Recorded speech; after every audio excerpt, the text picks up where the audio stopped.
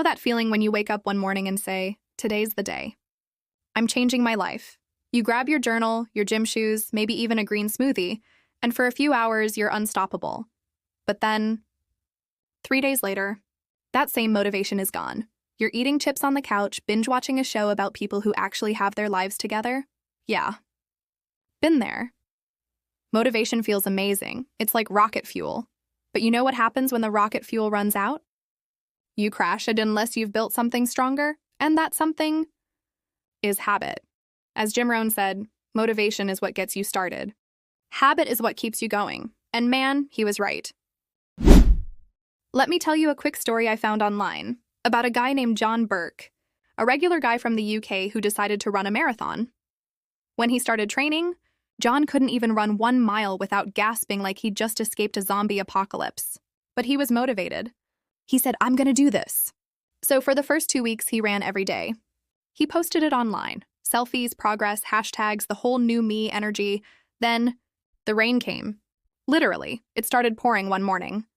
He thought, I'll skip just today. You can guess what happened next. 1 day became 2, then a week.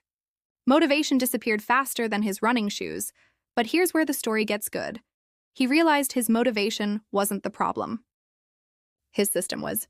So instead of chasing that pump-up feeling every day, he built a habit system. He set a rule. No matter what, I'll run for just 10 minutes a day. That's it, even if it rained. Even if he was tired. Even if he didn't feel like it, and guess what? 10 minutes turned into 20. 20 turned into 40. A few months later, he ran his first marathon. Not because he was motivated every day, but because he was consistent. That's the power of habit.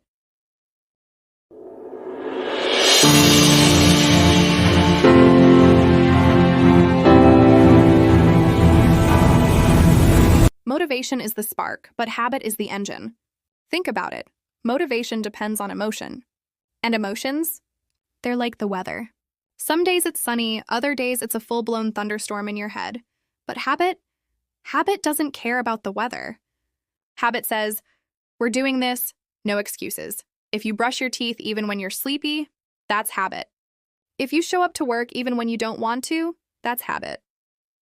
And if you keep working on your goals after the excitement fades, that's success, because motivation gets you to start the race. Habit gets you across the finish line. Honestly, if we relied only on motivation, half of us wouldn't even do laundry.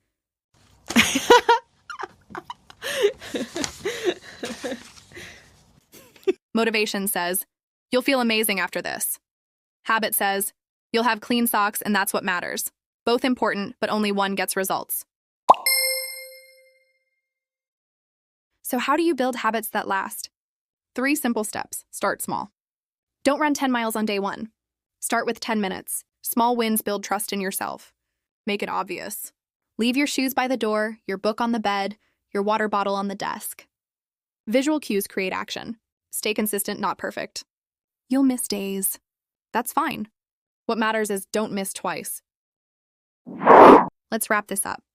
Motivation is a great starter. It's the ignition. But habit, that's what keeps the engine running when the road gets tough. Remember what Jim Rohn said, motivation is what gets you started. Habit is what keeps you going. And I'll add one more from Aristotle. We are what we repeatedly do. Excellence, then, is not an act but a habit. So here's your challenge. Start one small habit today. It doesn't have to be big, just consistent, because a year from now, you'll wish you had started today. And who knows? Maybe you'll be the next story someone tells about what happens when motivation runs out, but habit takes over. If this hit you, share it with someone who needs a little push. And remember, keep showing up. Even when you don't feel like it, that's where the magic happens. Remember, the spark gets you started, but your habits decide where you'll end up. Follow or subscribe if you're ready to stay consistent and become the person your past self dreamed of.